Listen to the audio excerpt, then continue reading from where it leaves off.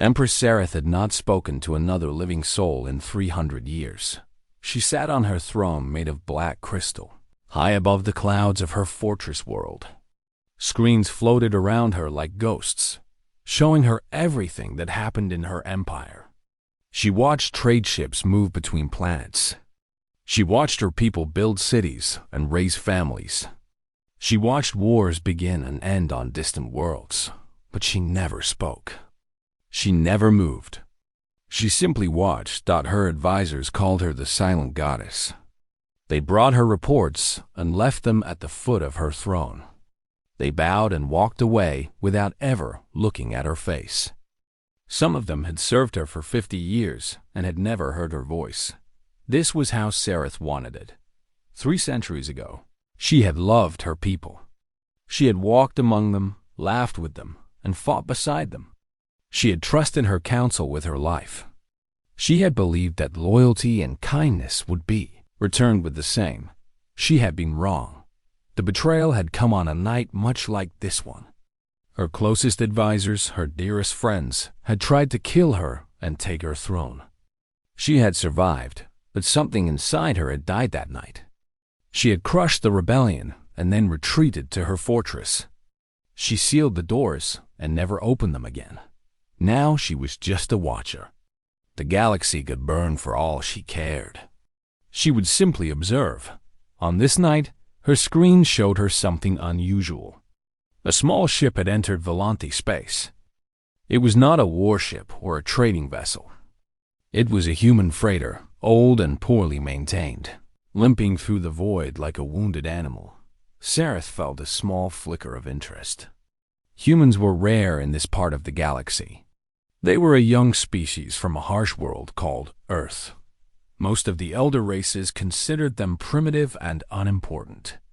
They lived short lives and built fragile ships, and they died easily in the cold darkness of space.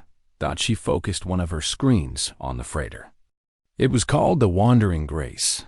The hull was scarred with burn marks and weapon damage. Someone had been shooting at this ship. Inside, she could see 3 humans. A man sat in the pilot's chair, his hands moving quickly over the controls.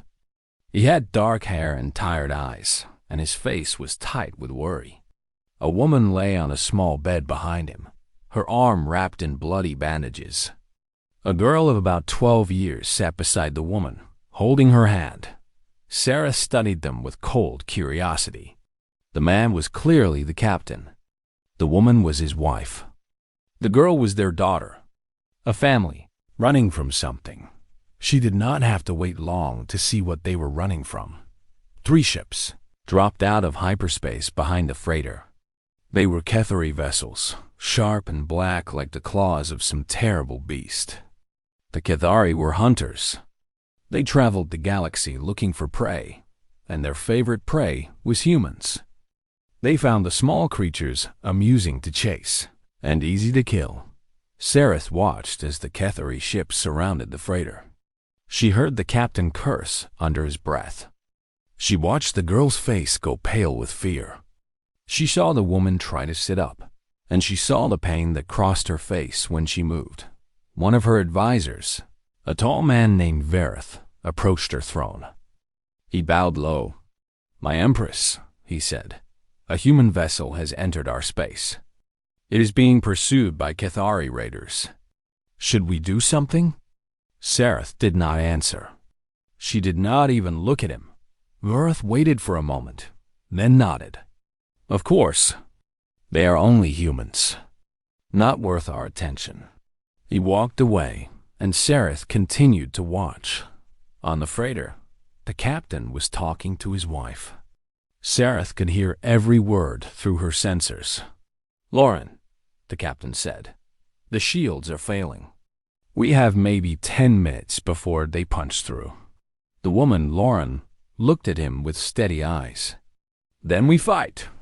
We have 1 plasma cannon and half a torpedo. We can't fight 3 warships. Then we run. The engine is dying, Lauren. We're not running anywhere." The girl looked between her parents. Her name was Chloe, and she was trying very hard not to cry. "Dad, Are we going to be okay? The captain turned to his daughter. He smiled at her, but Sareth could see the lie behind that smile. We're going to be fine, sweetheart. I promise. Sareth had seen that look before. It was the look of someone who knew they were about to die, but wanted to protect the people they loved from that. Truth. The Cathari ships moved closer. A message came through the communication system. The voice was harsh and cruel. Human vessel. Shut down your engines and prepare to be boarded. If you cooperate, we will make your deaths quick. If you resist, we will make them slow. The captain, whose name was Daniel Reyes, closed his eyes for a moment. When he opened them, something had changed in his face. The fear was gone. In its place was something harder, something sharper. He turned to his wife. Lauren, I need you to take Chloe to the emergency pod. Lauren stared at him. What are you going to do? I'm going to buy you time. Daniel, no. We stay together. We fight together. You can barely stand. Chloe needs you. He touched her face gently. Please, Lauren. Let me do this. Tears ran down Lauren's face, but she nodded. She understood. Daniel helped them to the emergency pod at the back of the ship. It was small, barely large enough for 2 people, but it had a stealth system that might hide them from Cathara sensors. Chloe grabbed her father's hand. Dad, please come with us. Please. Daniel knelt down and looked into his daughter's eyes. Chloe, I need you to be brave. I need you to take care of your mom. Can you do that for me? Dad, can you do that for me? Chloe nodded, her face wet with tears. Daniel hugged her tightly. He breathed in the smell of her hair, the warmth of her small body against his. He wanted to remember this moment forever, even though he knew his forever was about to become very short. I love you, he whispered. Both of you. More than anything in this universe. He stepped back and sealed the pod. Through the small window, he could see Lauren and Chloe looking at him. Lauren pressed her hand against the glass. Daniel pressed his hand against hers, separated by the cold barrier between them. Then he launched the pod. He watched it fly away into the darkness, and he felt something like peace. Whatever happened next, his family had a chance. He walked back to the pilot's chair and sat down. He powered up the plasma cannon. He armed the single torpedo. He turned his dying ship toward the 3 Cathari warships, and far away, on her throne of black crystal, Empress Sareth leaned forward for the first time in 300 years. The human had just done something. She did not expect that he had chosen to die so that others might live. She had almost forgotten that such people existed. Cathari commander sent another message. Human, you have 1 minute to surrender. Daniel Reyes opened a channel. His voice was calm and steady. You want humans? Come and get one. Sareth's eyes never left the screen. The Cathari commander laughed when he heard Daniel's words. His name was Vrikath, and he had been hunting humans for 40 years. He had killed hundreds of them. He had learned their weaknesses, their fears, their pathetic attempts at courage. They always begged in the end. They always screamed. This one would be no different. Did you hear that? Vrikath said to his crew. The human wants to fight. How amusing. His second officer looked at the tactical display. Commander, they have launched an escape pod. 2 life signs aboard. The pod is heading toward Volanthi space. Let it go for now. We will catch it after we finish with this fool. I want to enjoy this. Vrikath leaned back in his chair. All ships, weapons free. But do not destroy him quickly. I want him to suffer. The first shots hit the Wandering Grace like hammer blows. Daniel gripped the controls as his ship shook violently. Warning lights flashed across every screen. The shields, already weak, flickered and died. But Daniel did not run. He could not run. The only direction that mattered was away from his family. and that meant toward the enemy. He fired the plasma cannon. The shot was not powerful enough to destroy a Cathari warship, but Daniel was not aiming for the hull. He was aiming for the sensor array on the lead ship. The plasma bolt hit its target perfectly. Sparks exploded across the warship's bow, and suddenly Vrikath's tactical display went dark. "What happened?" the commander shouted. "He hit our sensors, sir. We are blind on the forward arc." Vrikath's amusement turned to anger. "Then use the other ship's sensors. Kill him." The two flanking warships opened fire. Daniel threw his ship into a desperate spin, dodging some shots but taking others. The wandering Grace groaned like a dying animal. Hull breaches opened on 3 decks. Fires burned in the cargo hold, but Daniel kept flying Dot in her observation chamber. Empress Sareth watched every moment of the battle. Her advisors had gathered nearby, curious about what had captured their Empress's attention. They watched the screens with mild interest, like people watching insects fight. "The human is surprisingly skilled," one advisor said. "For a primitive." "It does not matter," said Vareth. "He cannot win. 3 warships against 1 freighter? He will be dead in minutes." "Perhaps," said another advisor, a woman named Desser. "But you must admit, there was something almost admirable about his stubbornness." "Admirable?" Vareth laughed. "He's throwing his life away for nothing. The escape pod will never reach Volanti space in time. The Cathari will catch it." Sareth said nothing. Her eyes remained fixed on the screen. Daniel knew his advisors were right. He knew he could not win. But winning was not the goal. The goal was time. Every second he stayed alive was another second his family moved closer to safety. He checked the tactical display. The escape pod was halfway to the Volanti border.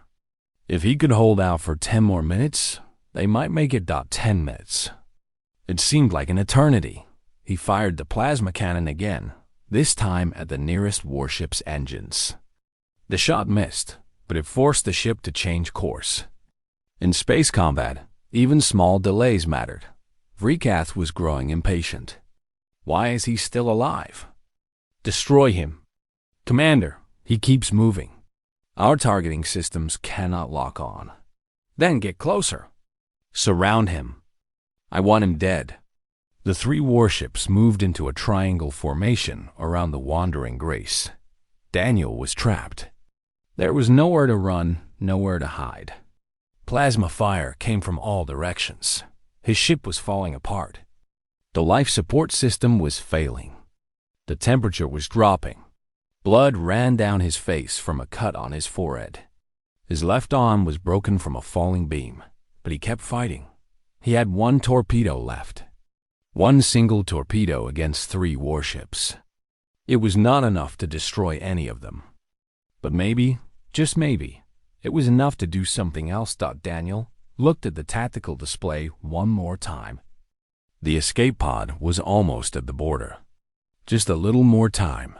He armed the torpedo and aimed it at the lead warship. Not at the hull, not at the engines. He aimed at the fuel cells that powered the ship's weapons. He fired. The torpedo flew straight and true. The Cathari point defense systems tried to shoot it down, but Daniel had timed his attack perfectly. The torpedo slipped through their defenses and hit the fuel cells. The explosion was massive. The lead warship did not die, but its weapons went offline. Fire spread through its lower decks. The ship began to drift, unable to fight. Vrikath stared at his burning ship in disbelief. How? How did he do that? "Commander, our weapons are offline. We need to withdraw." "No. The other 2 ships are still functional." Kill him now." But Daniel had already done something else. While the Cathari were distracted by the explosion, he had turned his ship directly toward the 2nd warship. His engines were failing, his weapons were empty, but he still had one thing left: his ship itself. "What is he doing?" Vrikath whispered. The second warship tried to move, but it was too late. The Wandering Grace slammed into its side at full speed. The impact tore through both vessels like paper. Metal screamed. Fire bloomed in the vacuum. The second warship broke in half. In the observation chamber, the advisors gasped. "He rammed them," Thesser said quietly. "He used his own ship as a weapon." "Madness," Vareth muttered. "Complete madness." But Empress Sereth saw something different. She saw a man who had nothing left but his own life. And he had chosen to spend that life protecting the people he loved. She had not seen such a thing in a very long time. The Wandering Grace was gone now, torn apart by the collision. Debris floated in the void where it had once been. Daniel Reyes floated among that debris, his body broken, his suit leaking air. He was still alive, but barely. His vision was going dark. His lungs burned for oxygen that was not there. But he could still see the tactical display on his suit's wrist computer. The escape pod had crossed the border. Lauren and Chloe were in Volanthi space. They were safe. Daniel smiled. It hurt to smile, but he did it anyway. He had done it. He had given them time. He had given them a chance. The last Cathari warship moved toward the debris field. Rekath wanted to find the human's body. He wanted to make sure the man was truly dead. He wanted to see the face of the fool who had cost him 2 ships. But then the commander noticed something on his sensors. The escape pod. It was just across the border, moving slowly through Volanthi space. "Forget the debris," Rekath said. "Target the escape pod. Full speed." "Commander, that is Volanthi territory. If we cross the border, the Volanthi have not enforced their borders in 300 years. Their Empress is a ghost. She will do nothing." The warship turned and accelerated toward the escape pod in the observation chamber. Sereth's advisors watched the Cathari ship approach the border. "They are going to cross," Vareth said. "They are going to take the humans. Should we stop them?" Thesser asked. Vareth shook his head. "Why would we? They are only humans. The Empress has not intervened in galactic affairs for 3 centuries. Why would she start now?" He was answered by a sound that no one in that room had ever heard before. Empress Sereth spoke. "Because," she said, her voice like ice and fire, "those humans are mine." And then she rose from her throne. The advisors could not believe what they were seeing. Empress Sereth was standing. She was walking. She was moving toward the command center with steps that were slow but certain. Ancient systems came alive as she passed. Lights flickered on in hallways that had been dark for centuries. Doors opened that had been sealed since before any of them were born. Vareth stumbled backward. "My Empress, what are you doing?" Sereth did not answer him. She did not even look at him. Her eyes were fixed on something far away, something only she could see. Thesser fell to her knees. "She moves. The silent goddess moves."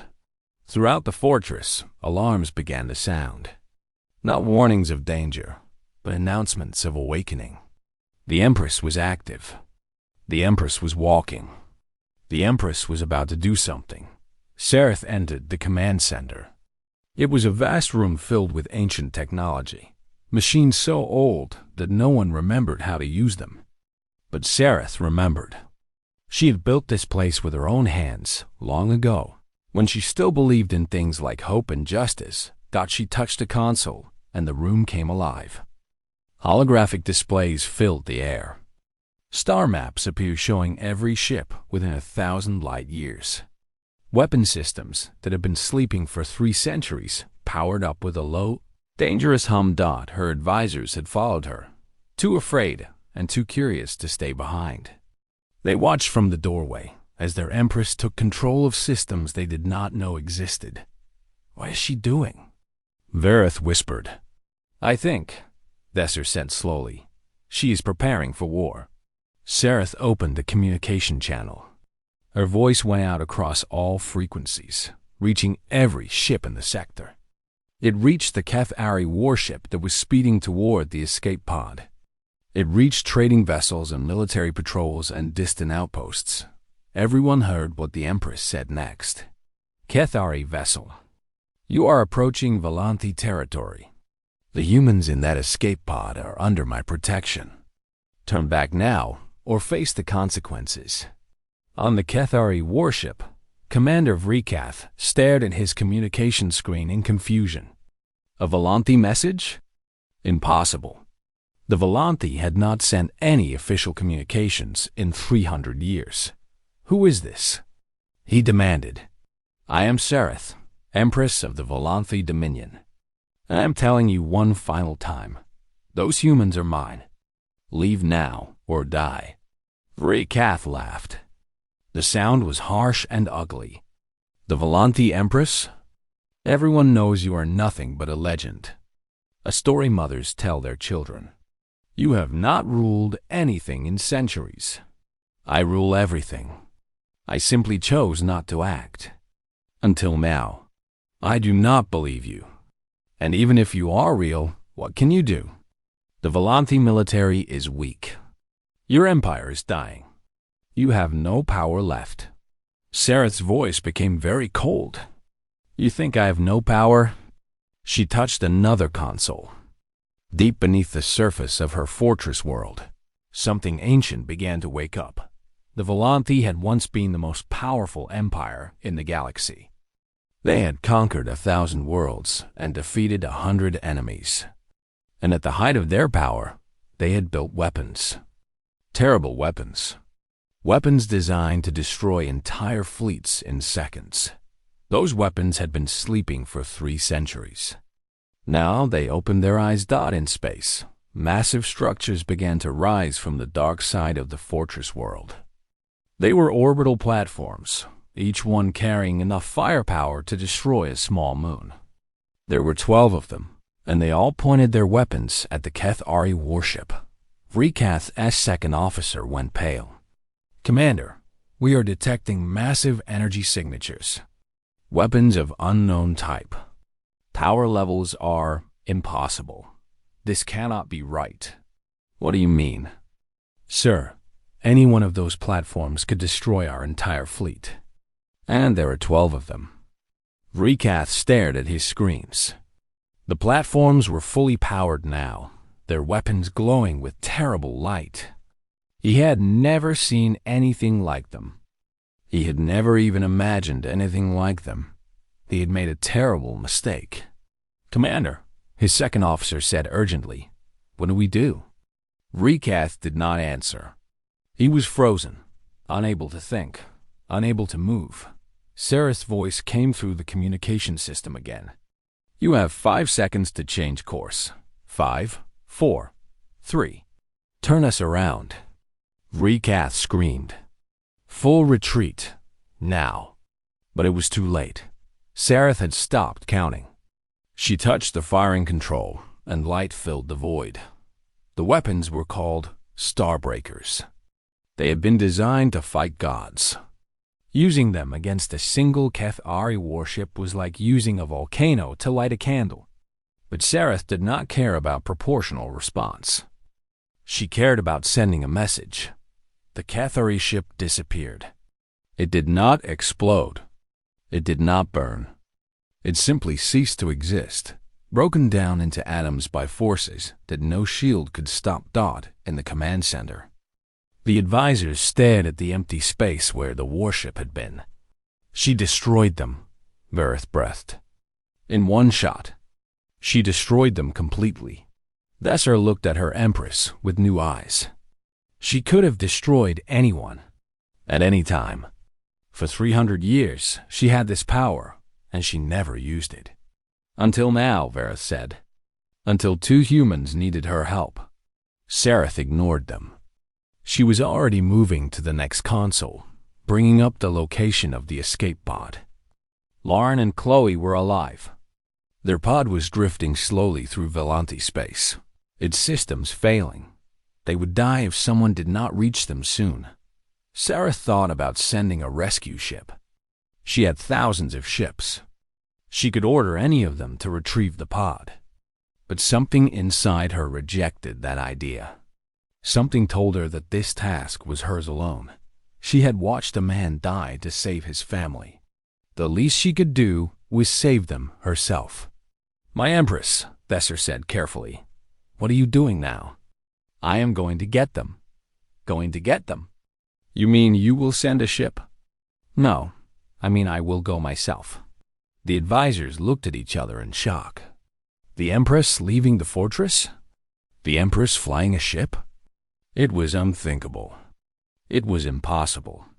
It had not happened in 300 years. "My Empress, please," Vareth said.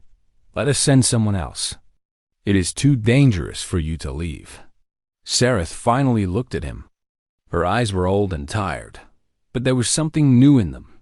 Something that had not been there for a very long time. "A man just died in front of me," she said quietly. "He gave everything he had to save his wife and child. He asked nothing of the universe except time. Time for them to escape. Time for them to live." She turned away. "I have spent 300 years doing nothing. Watching, hiding, letting the galaxy burn because I was too hurt, too afraid to care about anything anymore." She began walking toward the hangar bay. "That man showed me what I had forgotten. He showed me what courage looks like, what love looks like.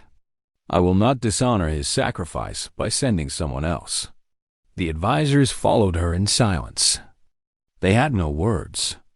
They had served this Empress for decades, and they were only now beginning to understand her dot in the hangar bay. Sareth found a small transport ship. It was old but still functional. She powered it up herself, her hands remembering controls she had not touched in centuries. As the hangar doors opened to reveal the stars, Thesser approached the ship. "My Empress," she said, "may I ask you something?" Sareth looked at her. "Why? Why do these humans matter so much? They are strangers. You have never met them. Why risk everything for them?" Sareth was quiet for a long moment. When she spoke, her voice was soft. "Because someone should. Because their lives have value. Because a good man died believing that the universe would protect his family." She paused. "I want to prove him right." She closed the ship's hatch and flew out into the darkness. Behind her, the fortress world hummed with new life. Systems that had been dormant were waking up. Communications were being sent. The galaxy was about to learn that the Volanthi Empress had returned. But first, she had 2 humans to save. The escape pod was dying. Lauren knew this because she could read the warning lights. Oxygen was running low. The heating system had failed an hour ago. The emergency beacon had stopped working after the first 30 minutes. They were drifting in the void, invisible and forgotten. Chloe was curled up against her mother, shivering in the cold. Lauren had wrapped her in every piece of clothing they could find, but it was not enough. The temperature kept dropping. "Mom," Chloe whispered, "I'm scared." Lauren held her daughter tighter. "I know, baby. I'm scared too. Is Dad coming back?" Lauren closed her eyes. She had seen the explosion through the pod's tiny window. She had seen the Wandering Grace break apart against the Cathari warship. She knew what that meant. She knew that Daniel was gone, but she could not say those words. Not yet. Not while Chloe still had hope. "Your father loves us very much," Lauren said carefully. "He did everything he could to keep us safe." Chloe understood. She was 12 years old, but she was not a fool. She had seen her father's face when he sealed the pod. She had seen the goodbye in his eyes. She started to cry. Quiet tears that froze on her cheeks in the cold air. Lauren cried too. She cried for her husband, for her daughter, for the life they had built together. She cried because she was going to die in this tiny metal box, and Chloe was going to die with her, and Daniel's sacrifice would mean nothing. The universe was cruel. The universe did not care about love or courage or sacrifice. The universe let good people die and bad people win, or so. Lauren believed that she did not know that Empress Sereth was coming. Sereth flew her small transport ship through the darkness. Her sensors had found the escape pod floating near a small asteroid field. It was barely putting out any energy signature. A few more hours, and it would have been impossible to detect Dot. She brought her ship alongside the pod and extended a docking tube. The connection sealed with a soft hiss. She pressurized the tube and opened the hatch. Dot inside the pod. Lauren heard the sound and looked up. Someone was docking with them. Someone had found them. Her first thought was Kethari. They had come to finish what they started. They had come to take what Daniel had died to protect. She pulled Chloe behind her and grabbed a metal rod from the pod's emergency kit. It was not much of a weapon, but it was all she had. If the Kethari wanted her daughter, they would have to go through her first. The hatch opened, and Lauren raised the rod, ready to fight. But the creature that stepped through was not Kethari. She was tall and slender, with pale blue skin and silver hair that floated around her like water. Her eyes were deep purple, ancient and wise. She wore robes of black and silver, and she moved with a grace that made Lauren think of flowing rivers and distant stars. She was the most beautiful and terrifying thing Lauren had ever seen. "Who are you?" Lauren demanded, her voice shaking. The creature looked at her with something like sadness. "I am Sereth, Empress of the Volanti Dominion. I have come to take you somewhere safe." Lauren did not lower the rod. "Why? Why would an Empress save us? We're nobody. We're just humans. Your husband was not nobody." Lauren's breath caught in her throat. "You saw him? You saw what he did?" "I saw everything." Sereth's voice was soft. "I watched him fight 3 warships alone. I watched him sacrifice himself to give you time. I watched him die with a smile on his face because he knew you were safe." Tears ran down Lauren's face. "He's really gone?" "Yes, I am sorry. By the time I decided to act, it was too late to save him." Lauren's legs gave out. She collapsed to the floor of the pod, the metal rod falling from her fingers. Chloe crawled to her mother and held her, and they cried together. Sereth watched them. She remembered what it felt like to lose someone. She remembered the pain, the emptiness, the feeling that the universe had taken something precious and would never give it back. She had felt that pain 300 years ago. She had let it turn her heart to ice. She had let it make her cold and distant and alone. But watching this mother and daughter cry, she felt something she had not felt in a very long time. She felt warmth. She felt compassion. She felt the desire to help. She knelt down beside them. For an empress to kneel was almost unheard of. Empresses did not kneel.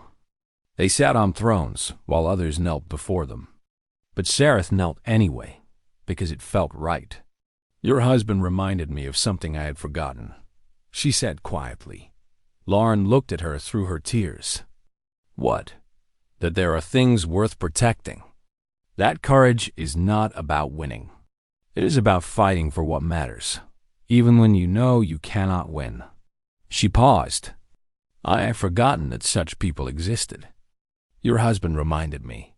Chloe looked at the Empress with red eyes. "Are you going to help us?" "Yes, child. I am going to take you to my world. You will be safe there. No one will hurt you. You have my word." "But why?" Lauren asked. "You don't know us. You have no reason to help us." Sereth was quiet for a moment. When she spoke, her voice was heavy with old pain. 300 years ago, I trusted people. I loved people. I believed that kindness would be returned with kindness." She looked away. "I was betrayed by everyone I cared about. They tried to kill me and take my throne. After that, I decided to trust no one. I decided to help no one. I sealed myself away and watched the galaxy from a distance. That sounds lonely, Chloe said softly. Sarah smiled. It was a small smile, but it was real. It was. It is. But I thought loneliness was better than pain. I thought isolation was better than betrayal. She looked back at Lauren and Chloe. Your husband showed me that I was wrong. He trusted the universe to protect his family. He gave everything he had, asking nothing in return except hope. That kind of faith. She shook her head. I had forgotten it existed. Lauren wiped her eyes. Daniel always believed in people. Even when they didn't deserve it. Even when they let him down. He always said that kindness was never wasted. He was wise. He was stubborn. Lauren laughed through her tears. So stubborn. He never knew when to give up. Perhaps that is the same thing. Sarah stood and offered her hand to Lauren. Come, my ship is warm, and I have medical supplies for your arm. Let me take care of you. Lauren took her hand and stood. Chloe stood with her, still holding on to her mother. Together, they walked through the docking tube into Sarah's ship. It was small but comfortable, with soft seats and warm light. Lauren sat down and let out a breath she had been holding for hours. Thank you, she said. Thank you for saving us. Do not thank me yet. I have only done what any decent person would do. What your husband would have done if our positions were reversed. Still, thank you. Sarah nodded and moved to the controls. She set a course for her fortress world and engaged the engines. The ship began to move through the darkness, carrying them towards safety dot as they flew. Chloe moved to the window and looked out at the stars. Somewhere out there, in the debris field they had left behind, was what remained of the wandering Grace. What remained of her father. Empress, Chloe said quietly, what will happen to my dad? His body? Sarah looked at the child with gentle eyes. I will send ships to recover him. He will be brought to my world, and he will be given a funeral with full honors. He died a hero. He deserves to be remembered as one. Thank you. It is the least I can do. They flew in silence after that. Lauren fell asleep, exhausted from pain and grief. Chloe stayed awake, watching the stars, thinking about her father. Sarah watched them both. She thought about the last 300 years. She thought about all the time she had wasted, hiding from the universe, afraid to care about anything. One human had changed everything. One brave, stubborn, foolish human had reminded her what it meant to live. She did not know what the future would hold. She did not know if she was ready to return to the galaxy, to rule again, to care again. But she knew one thing. She would not let Daniel Reyes' sacrifice be forgotten. The fortress world appeared ahead, glowing softly in the darkness. Home, safety, a new beginning. Sarah prepared for landing and thought about what she would do next. There was much work to be done. The memorial was held on the highest tower of the fortress world. Thousands of Volanti gathered below, their faces turned upward toward the platform where their Empress stood. They had never seen her in person before. For 300 years, she had been a rumor, a legend, a ghost that ruled from the shadows. Now she stood before them in the light of 3 suns, and they could not look away. Lauren and Chloe stood beside her. Lauren's arm had been healed by Volanti medical technology, and she wore a simple black dress that the Empress had provided. Chloe wore black too, and she held her mother's hand tightly. Before them was a small coffin made of crystal. Inside lay Daniel Reyes, recovered from the debris field by Volanti ships. He looked peaceful, as if he was only sleeping. Sarah stepped forward to speak. Her voice carried across the gathering, amplified by ancient technology, reaching every corner of her world. 300 years ago, I closed my heart to the universe. I had been betrayed by those I trusted most, and I decided that the only safety was in isolation. I watched from afar as empires rose and fell, as species warred and made peace, as countless lives began and ended. I watched, but I did not act. I saw, but I did not help. I had convinced myself that nothing mattered, that nothing was worth the risk. She paused and looked down at Daniel's coffin. I was wrong. The crowd was silent, hanging on every word. A few days ago, a human freighter entered our space. It was a small ship carrying a man, his wife, and their daughter. They were running from hunters who wanted to kill them. They had no weapons, no allies, no hope of survival. They were nobody special, just ordinary people trying to live their lives. But when the hunters came, when there was no way out, the man did something extraordinary. He turned his ship toward the enemy and fought. Not because he could win. He knew he could not win. He fought to give his family time to escape. He fought so that his wife and daughter might live, even if he did not. Sareth's voice softened. I watched him die. I watched him ram his ship into a warship 10 times its size. I watched him destroy himself to save the people he loved. And in that moment, I remembered something I had forgotten. I remembered courage is not about victory. It is about choosing to stand when everything tells you to run. It is about protecting what matters, even when the cost is everything you have. She looked at Lauren and Chloe. This man, Daniel Reyes, was not a soldier. He was not a warrior or a hero from some ancient story. He was a freighter captain, a husband, a father. He was ordinary in every way except one.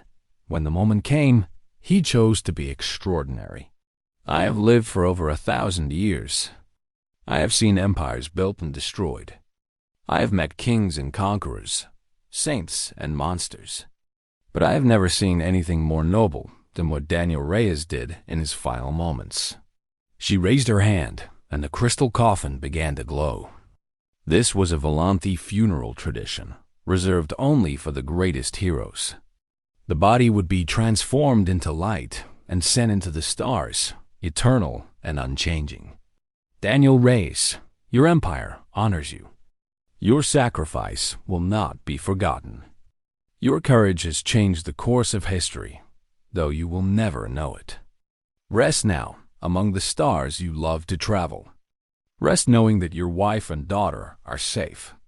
Rest knowing that your life mattered. The coffin rose into the air, glowing brighter and brighter. Then it burst into 1,000,000 points of light that scattered across the sky like diamonds. The crowd gasped in wonder. Chloe watched her father become stars. Tears ran down her face, but she did not look away.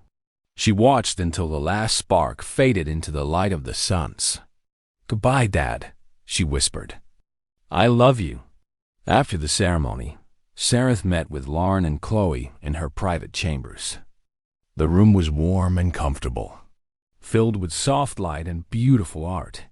It was nothing like the cold throne room where she had spent 3 centuries alone. I have been thinking, Sareth said, about what comes next. For you and for my empire. Lauren nodded. We can't stay here forever. We need to find somewhere to go. Somewhere to start over. That is what I wanted to discuss. Sareth folded her hands in her lap. You are welcome to leave whenever you wish. I will give you a ship, resources, anything you need to build a new life. But I wanted to offer you another choice. What kind of choice? Stay here, in my empire. Make this your home. Lauren looked surprised. You would let us live here? Humans in the Volanthi Dominion? More than that. Sareth leaned forward. I want to end my isolation. Your husband showed me that I have been hiding for too long. The galaxy needs me, and I have been too afraid to act. That changes now. But what does that have to do with us? Everything. If I am going to rejoin the galaxy, I need to build relationships with other species. With humanity. You can help me do that. You could be a bridge between our peoples. Chloe looked up. Like ambassadors? Sareth smiled at her. Exactly like ambassadors. Though I imagine it would take many years before you were ready for such a role. You would need to study, to learn about both our cultures, to understand how diplomacy works. I would like that, Chloe said softly. I want to do something important. Something that would make Dad proud. Lauren put her arm around her daughter. Are you sure about this, honey? It's a big decision. Dad died to give us a chance. I don't want to waste it. I want to do something that matters. Lauren looked at Sareth. You would really do this? Take us in, educate us, give us a purpose? Your husband gave me back my purpose. It seems only fair that I return the favor. Lauren was quiet for a long moment. She thought about Daniel, about what he would want for them. He had always believed in taking chances, in trusting people, in building bridges instead of walls. He would have loved this opportunity. Okay, she said finally. We'll stay. Sareth's smile grew wider. Good. Then let us begin. The years passed quickly. Sareth emerged from her isolation and began to rule her empire once more. She opened diplomatic channels with a dozen species.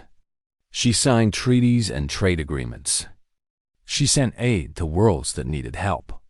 The galaxy watched in amazement as the silent goddess became the most active ruler in 1,000 years. Lauren became an advisor to the Empress, helping her understand human culture and customs. She found purpose in her work, a reason to keep going even when the grief threatened to overwhelm her. She never forgot Daniel, but she learned to carry his memory as a source of strength rather than pain. And Chloe grew up. She studied diplomacy and languages, history and politics. She learned to speak Volanthi as fluently as English. She made friends among both species, bridging gaps that had existed for centuries. By the time she was 25, she had become one of the most respected diplomats in the sector. On the 10th anniversary of her father's death, Chloe stood in her office on the Fortress world. She was preparing for a major summit between humanity and the Volanthi Dominion, a historic meeting that would formalize the alliance between their peoples. On the wall behind her desk hung a photograph. It showed a man with dark hair and tired eyes, standing in front of an old freighter. He was smiling, and there was love in his face. Beneath the photograph was a small plaque. It read, Daniel Reyes, father, hero, the man who reminded an empress how to care. Chloe looked at the photograph and smiled. We did it, Dad. We built something good. Something that will last. There was a knock at the door. An aide entered. Ambassador Reyes, the delegations are arriving. The Empress is asking for you. Chloe nodded and straightened her formal robes.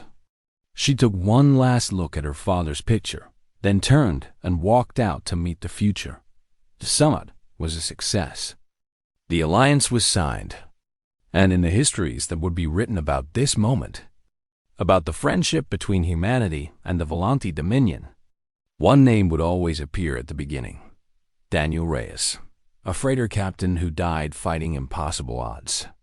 A father who gave everything for his family. A man whose courage changed an empire that he had not lived to see what his sacrifice created.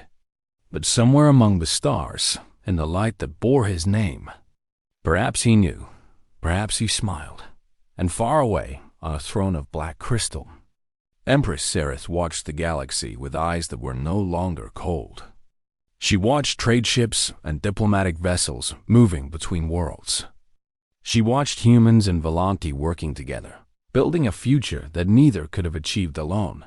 She thought of Daniel Reyes and the lesson he had taught her, that isolation was not safety, that silence was not strength, that the only thing worth more than power was having something worth protecting.